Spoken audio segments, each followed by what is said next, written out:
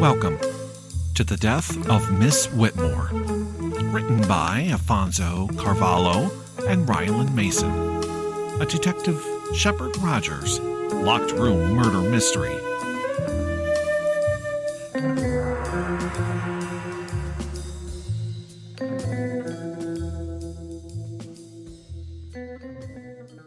Chapter 1. Shepard Rogers. After 8 months of leave, including 5 months of therapy for a deep, life-altering depression, with tears, lots of yelling, screaming, curling up in the corner, and sobbing, that was his daily routine. Until he struggled through hundreds of hours of therapy and counseling as he slowly tried to rejoin the living. His first step was to relocate and transfer to another police department, somewhere with a slower pace of life, out in the country, somewhere in upstate Rhode Island, or perhaps a different state altogether. Maybe the West Coast, Washington State, or maybe the Midwest. After 8 months of personal leave, his captain at the station was starting to nudge him into coming back to work. He would not go back there. Since he and his partner both worked at the same station, it was an ideal working situation, working in the same building, and having lunch together a few times a week when Shepard was in the building. Enjoy seeing each other from time to time, during coffee breaks, with a subtle wink from across the room or a quick smile. Until that horrible day in late June, when the crazy, coked-up, out-of-his-mind drug dealer decided to attack the police station to steal his drugs that had been seized the day before. The bloodshed and the unthinkable carnage were unlike anything the city of Providence had ever seen. 6 officers and 4 civilian employees died, dozens of wounded, and a complete and utter destruction of the squad room and evidence locker. The memories of that day were unbearable. He could not set foot in that building. Just the thought of going back to that place would send him into a panic attack. Ever since that horrifying nightmare had occurred, his entire life had been ripped from him.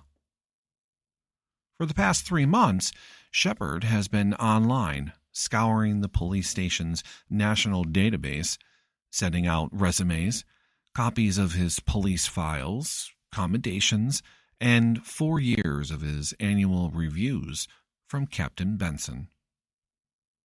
He had received 3 job offers. The first one was in Florida, a place he loves to visit and to go and see his good friend, the famous mouse. But to live there, no thanks. The summers are too hot, and he likes the change of seasons. The second offer was from Los Angeles, another one of his favorite vacation spots, but again, a definite no. He wanted a slower pace of life, not more chaos and aggravation, but it was the highest salary offer. So he did consider it for about 2 minutes. The last offer was from the town of Glen Meadows, a place he had never heard of, about an hour from Providence. The salary was more than what he was making now. He Googled the town, and the information he found online seemed too good to be true. It seemed idyllic. Located upstate, nestled between the mountains and the lake, surrounded on 2 sides by forests, along with walking trails and picnic areas near the lake. The town has a main street and a few dozen side streets branching off of it. A little further out was a large housing development, plenty of farms, large and small. He called the captain, had a great conversation, and scheduled his first interview over the phone. On the day of his phone interview, he was nervous and unsettled. Getting this job would mean a big step. picking up what was left of his life in Providence and leaving it all behind. Mostly for the better. The farther away he is from the memories, the better. But he would miss his friends. The first interview went well.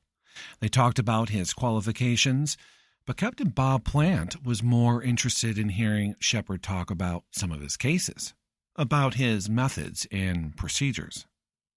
They talked for almost 2 hours.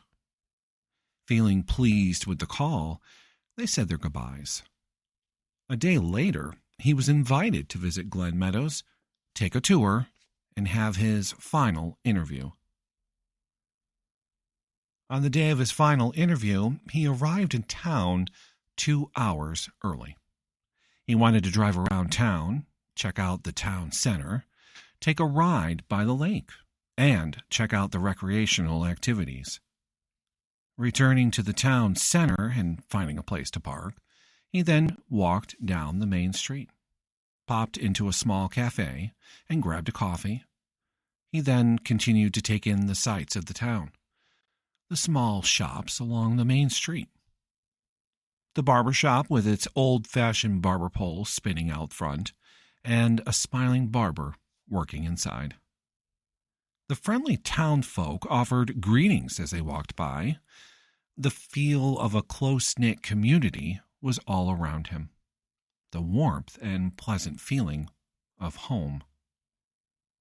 The small diner on the corner looked quaint and homey, and judging by all the customers inside as he glanced through the windows, it was very popular. Liking what he observed, he knew he would fit in here very well, if he was offered the job. Transferring from the capital city of Providence after the sudden death of his partner of 8 years. The heartbreak and the sorrow and the emptiness of Providence, along with all the memories, good and bad, had been too much for Shepard to deal with. 6 a.m., Detective Shepard Rogers opens his eyes as the hideous rooster-crowing alarm shatters the peace of the dark bedroom. Only slivers of sunlight peeking through the blinds. He smashes the snooze button and rolls over, mumbling to himself, 5 more minutes. After 3 more snoozes, he finally swings his legs over the side of the bed, rubbing his face and rotating his head from side to side. In an attempt to shake off his sleepiness, he then heaves himself up and out of bed. Shepard Rogers, a 42-year-old single man living by himself in a large 12-room Victorian home built in 1880. The house was sadly neglected and sat empty for 5 years before he bought it. His passion for old houses and antiques, his talent for lovingly refinishing and restoring furniture, and his love of working with his hands had his house restored and furnished with antiques and flea market finds from around the state to a new antique house in less than 2 years. After a long hot shower and a shave, which wakes him up slightly, he applies some hair cream to his hair and combs it into place. Rubbing some shaving lotion on his face, he grabs his bathrobe and his slippers and makes his way down the ornate front staircase, through the formal sitting room, and into the bright, spacious kitchen. The kitchen was flooded with warm sunlight, which helped him come alive a little bit more. He approached the French doors and soaked up some more sun, enjoying the beautiful flower beds, the neatly trimmed lawn, and the tranquility of his backyard. The hanging plants on the deck look like they could use a drink. He will have to water the yard tonight after work. Enjoying his first sip of coffee, inhaling the deep aroma of the dark roasted, freshly ground French roast, he popped a blueberry bagel into the toaster. Grabbing a plate from the cupboard, a butter knife, and the tub of his favorite strawberry cream cheese from the fridge. While he sits in the sunroom enjoying his coffee and bagel, he checks his messages. Nothing urgent. He finishes his bagel with extra cream, cheese. He then climbs up the back staircase and returns to the master bedroom. He pops back into the bathroom, where he applies his deodorant and a few sprays of his cologne. He pulls open the closet doors and picks out a charcoal gray suit, a light gray shirt, a gray and red paisley tie, and matching socks, along with his polished black wingtip shoes. As he dresses for work, he wonders what this bright and beautiful spring Monday has in store for him. Rogers has been a detective for the Glen Meadows Police for 3 years. He loves his new life. It was a massive struggle to get this point, but in the end, it was worth the journey. At 6 feet tall, reddish-brown hair and blue eyes, with a sturdy build and a gentle nature, Shepard was well liked by his neighbors and townsfolk of Glen Meadows. He was an active member of the town council and always ready to lend a helping hand for any good cause. The commute to the station was peaceful, waving to people as he drove by, stopping for a quick chat with Simon, the elderly school crossing guard, who also owns the local barbershop where he gets his hair cut. He then turns off Main Street and pulls into the parking lot behind the police station. He checks his reflection in the rearview mirror, returns his sunglasses to their case, and exits the car. As he enters the Glen Meadows police station at 8:30 a.m., right on time, the sound of ringing phones and utter chaos envelops him. He stops off in the break room to brew another cup of coffee. Picking through the basket of pods, he chooses dark roast. While waiting for the brewing to finish, he grabs some cream, a couple sugar packets, and a spoon. He looks out the window and enjoys the normal rhythm of the small town, watching the townsfolk going about their day. As he makes his way to his desk, saying his hellos and good mornings to his coworkers, he's stopped by Captain Bob Plant. "Good morning, Rogers." "Good morning, sir." "I have to talk to you and Adams after the morning meeting." "Sure thing, Cap. Anything you want to share now?"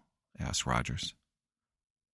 "No, I rather brief both of you together," Plant stated. "Okay, Captain. I'll let Adams know," remarked Rogers. Shepard takes a seat at his neat and uncluttered desk. He flips through his phone messages left there by Sean, a very close friend, and the police station night clerk. As he's reading through and reshuffling them in order of priority, mumbling to himself, his partner Henry Adams takes a seat opposite his desk. "Good morning, Rogers." "Morning, Henry. How was your weekend?" "It was relaxing and uneventful, just how I like them. And yours?" "Just about the same. A little yard work. I planted new hydrangea bushes along the back fence. A little housework. And some laundry. You know, all the fun stuff." "That's what you get for owning a house. Me and Zach spent a quiet weekend at home. Sunday, Zach spent a few hours baking at the farm store, so I spent time with my parents." "Sounds nice. I love owning my own house. Oh, by the way, Captain Plant wants to meet with us after the morning briefing." "Am I in trouble again?" he asked. "No, Mr. Paranoid. I think it's about a new case." Thank you for listening, everyone, and stay tuned for Chapter 2.